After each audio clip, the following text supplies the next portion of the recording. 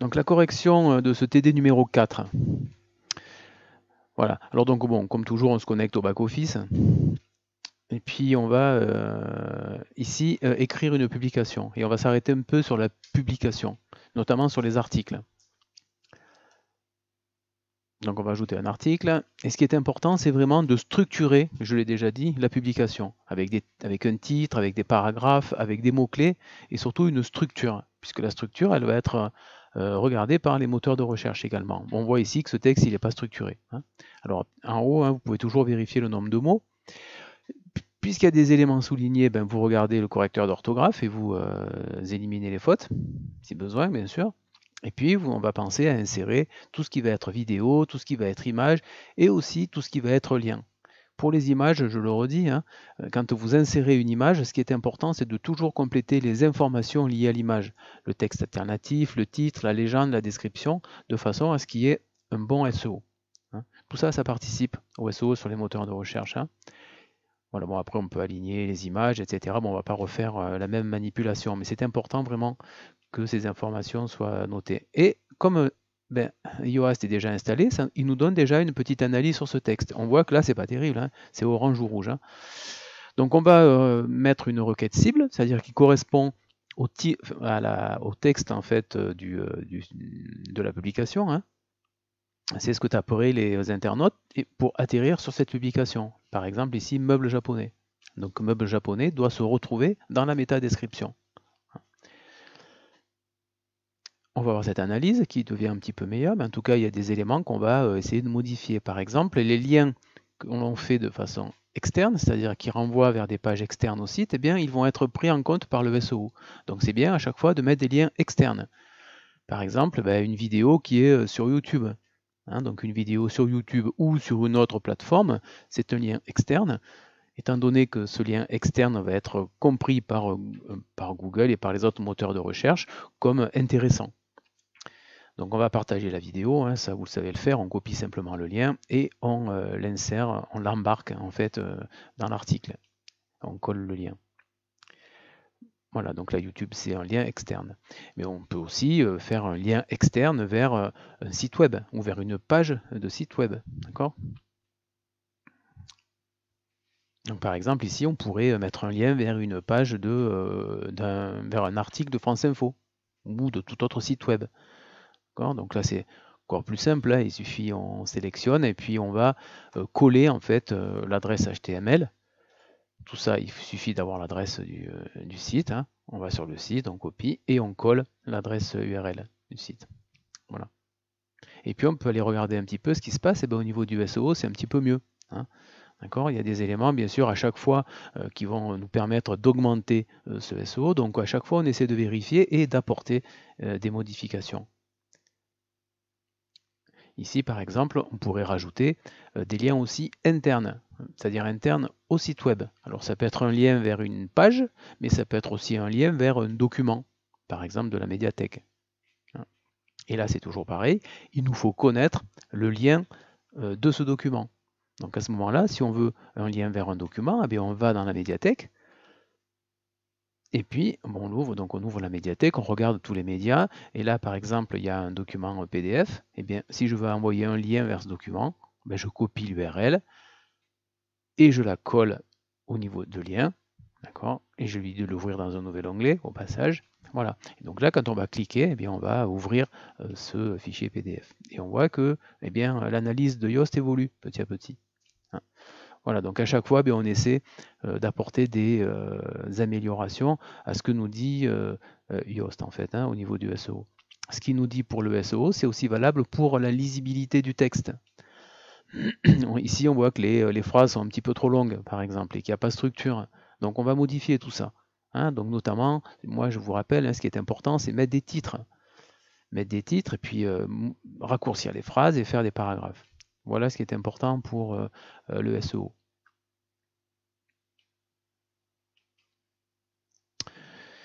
Et on voit que l'analyse évolue petit à petit et on est un petit peu mieux. D'accord ? Hein, donc à chaque fois, il va falloir utiliser Yoast quand on va créer des publications. Et ceci pour toutes les publications. Hein. Quand on écrit un article, on n'oublie pas bien sûr de le ranger dans une catégorie. Je ne veux pas qu'il y ait d'articles qui ne soient pas rangés dans une catégorie. Hein, c'est la façon de le faire apparaître sur le site, notamment. D'accord? Donc on le met dans une catégorie et on n'oublie pas de rentrer des étiquettes de façon, encore une fois, à qu'il y ait un meilleur SEO. Et on publie. On peut aller voir sur le front office ce qui se passe. Hein. On pourrait aussi rajouter, oui, un bouton cliquable, hein, puisque c'était dans la question. Bon, c'est une autre façon de créer un lien, en fait. Hein. Donc là, c'est un composant, on va le rechercher, ce composant. Bon, il n'est pas tout le temps utilisé, donc il va pas apparaître de lui tout seul, donc on va le chercher dans Apparence, dans Bouton, et puis on va mettre notre texte, et on va coller, et bien, comme tout à l'heure, on va coller le même lien vers la page HTML. On colle ce lien, voilà, et puis on valide. Voilà. Et puis on n'oublie pas de mettre à jour hein, chaque fois qu'on fait une modification. Si on va voir sur l'article, dans le front office, en fait, eh bien, on a voilà, tout ce qu'on a rajouté, et notamment on a les deux solutions pour avoir un lien.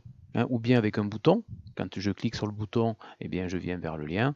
Voilà, c'est une solution. Hein, ou sinon, je clique sur le lien qui est souligné, et on a exactement le même résultat. Hein.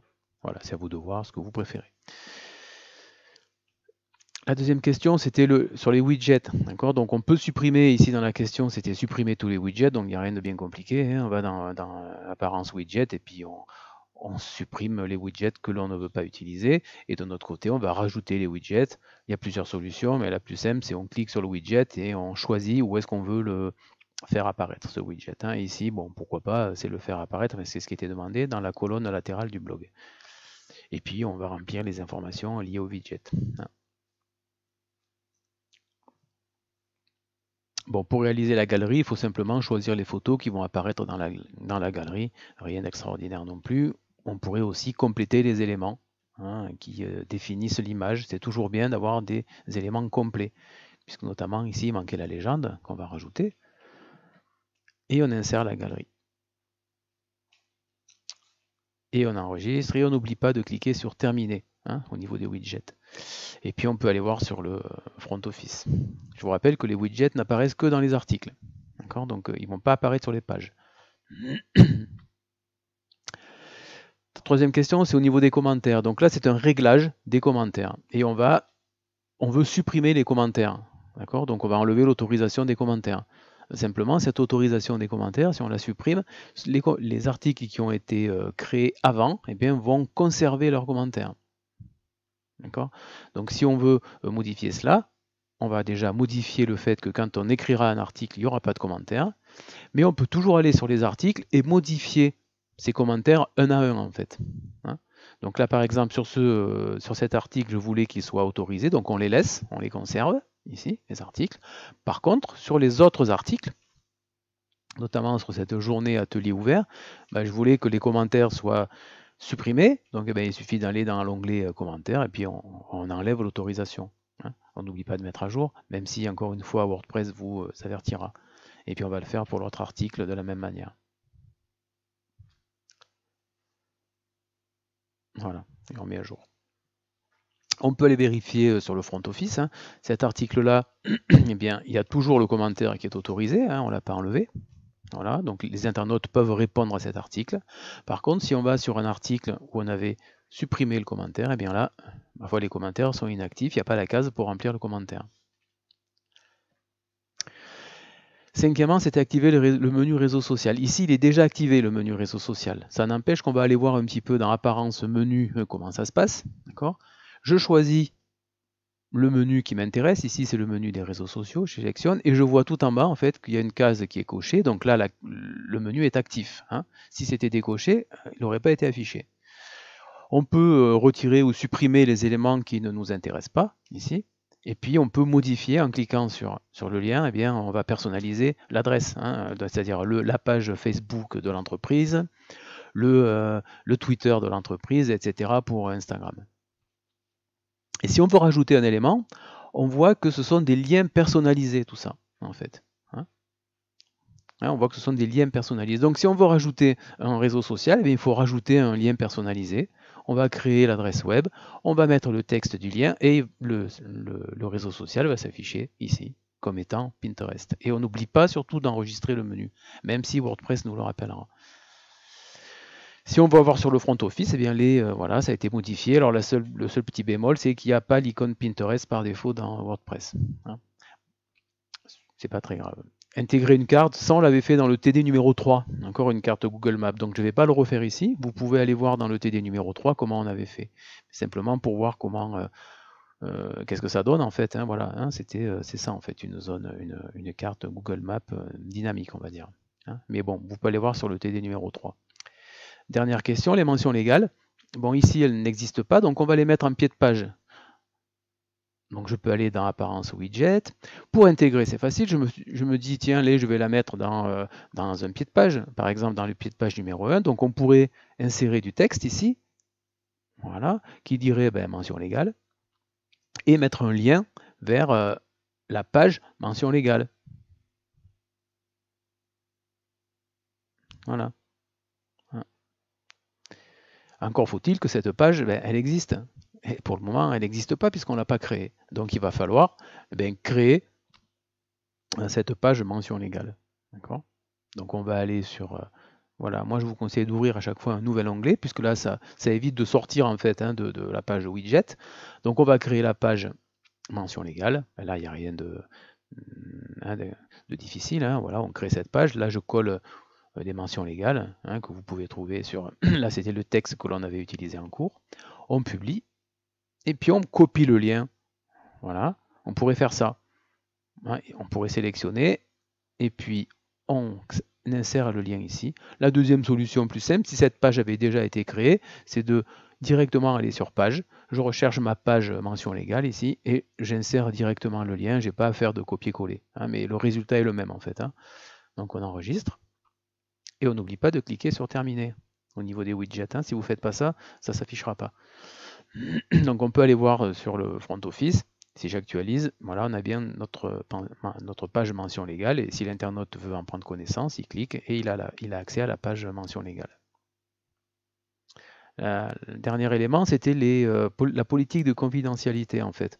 Et là, WordPress nous propose ou d'utiliser une page qui existe déjà. Ici, on a la page mention légale, mais on n'a pas la page confidentialité. Et WordPress en fait a créé une page par défaut pour la politique de confidentialité liée à WordPress en fait. Donc si on clique sur créer une nouvelle page, on a cette page qui se crée de façon automatique, voilà, avec tout ce qu'il faut à l'intérieur. On pourrait simplement compléter les éléments voilà, qu'on pourrait personnaliser. Donc moi je vous conseille de faire ça puisque c'est la politique de confidentialité qui a été créée par WordPress. Là c'est toujours pareil, on va la mettre dans un widget comme on a fait pour les mentions légales en fait. Mettons-la dans le pied de page numéro 2, c'est-à-dire à droite. Là, c'est pareil, on va créer une petite zone de texte avec politique de confidentialité. Voilà. Et on peut aussi directement ajouter le lien. On n'a pas besoin d'écrire politique de confidentialité et ça va nous écrire le texte de la page. On va enregistrer, on va terminer et on va aller voir ce qui se passe sur le front office en fait. Voilà, politique de confidentialité. Voilà, c'est fini pour ce TD numéro 4.